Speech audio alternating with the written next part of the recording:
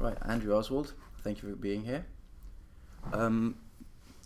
Let's start with by placing economics of happiness in context. It's a field of research that has grown a lot over the last few decades.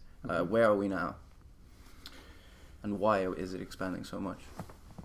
We've reached the point where the research literature is having an important effect on policy. Let's take Britain as an example. The Office of National Statistics, the ONS, is now collecting regular, we might call them happiness survey data on the population. How that's come about is partly because I think politicians have a kind of instinct that we need to move away from measuring just GDP, and partly I think it's been produced by this research literature, which is really driven by pure social science concerns. Where we are now is we've learned a lot about what you might call the structure of happiness equations. That sounds horribly jargonistic. Just in regular English, we've learned a lot about the underlying patterns in happiness survey data. So we know there are strong links between people being richer and reporting higher happiness, between being married or at least in intimate personal relationships and being happier.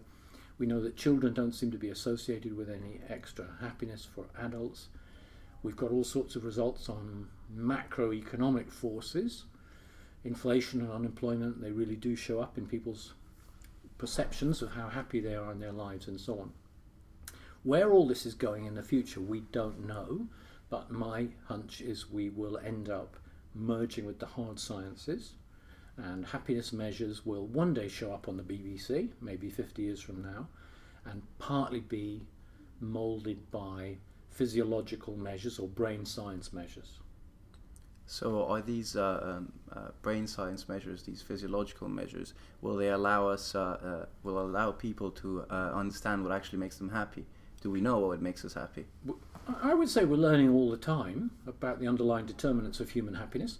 Of course, in our everyday life, we have instincts about that, but it's useful, like in epidemiology, say, think of health work. It's useful to look at big random samples of the population and try and figure out what are the patterns that seem to go with the average person, the typical person being happier, and that's much harder for us to intuit. Some of our work's been finding links between eating lots of fruits and vegetables and being happier. And a recent study from New Zealand showed that even if you look daily at people's diets, then measure their happiness the day after, then there are links within the same people through time in the variety of fruit and vegetables they eat on Friday and how happy they feel on Saturday. So, where all this will end up, we honestly don't know, but it's an exciting research literature and politicians are really starting to pay attention. So is the government, with its eat your 5 a day, veggies and fruit, is it influencing our happiness? Is that a way of tangibly influencing people's happiness? The weight of the evidence is that is having a causal effect on happiness. That was not why the policy was dreamed up. It came from California as an attempt by the Californian state government to reduce cancer and improve lifespan and heart disease. But there is this increasing evidence that, amazingly enough, the fruit and vegetables that you eat will influence your mental well-being as well. What other ways can the government use, what other policies can they enact to tangibly increase the population's happiness? Politicians have been worrying about that forever, and we have a long way to go in figuring that out. But surely the way to learn what are the right public policies for happiness must be to start by understanding the statistical patterns that seem to underlie human well-being. And the role of the welfare state is probably important. We know that some countries like Denmark and the Netherlands and Sweden that have very strong welfare states also tend to come at the top of a happiness world league table. There's probably some cause and effect there, though we're not 100% sure.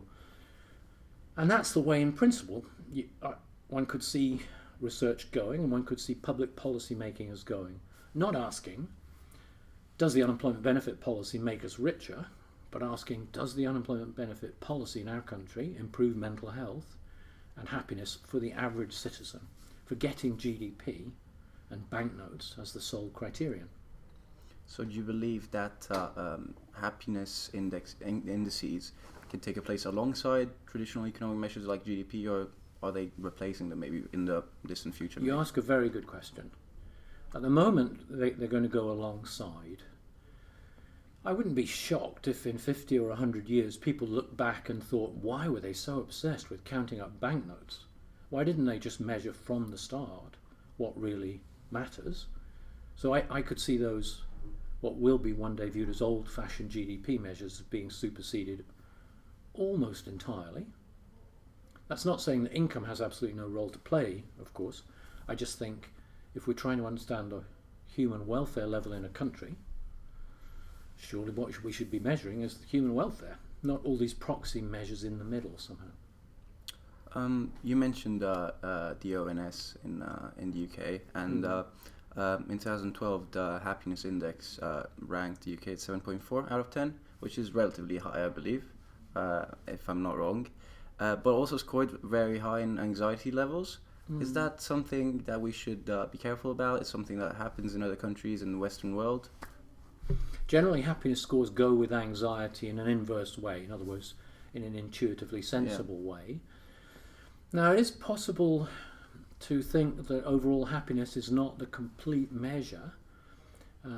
If you look inside yourself, of course, you recognise your happy moments, but you can be under stress at certain times, even though you have a high background level of happiness. So, in the long run, we probably want some mixture of psychological stress, negative of course, and overall feelings of happiness, positive. Exactly how we portion out the different elements, I don't know. 7.4 or whatever it was is pretty good, but we could do better. To finish off, one last question. Can the whole world be better off, happier, or is this a relative measure? So in other words, I'll be happier if you'll be less happy. There do seem to be strong relative effects on humans, particularly on income. It's as though people subconsciously have to look over their shoulder before they can decide how happy they feel. And that's sort of curse of being human. It seems like we are innately creatures of comparison. So I can't just enjoy my Mercedes. I have to check out how nice the Mercedes is that lives opposite me. I don't know whether we could ever shake off that kind of curse of being a comparing human being. But we do know some things that seem to be associated with genuine extra happiness for everyone. There's an emerging literature on air quality, say, where that shows up very strongly in happiness, and it's like a public good. It's not hurting anyone else if my air quality gets better and I get happier. So I think that this whole literature will one day become extremely important in policy, and there will be improvements in overall well-being that are not driven down by constant comparisons. It's just we haven't figured it all out yet. Great. Thanks a lot, Andrew Oswald from the University of Warwick.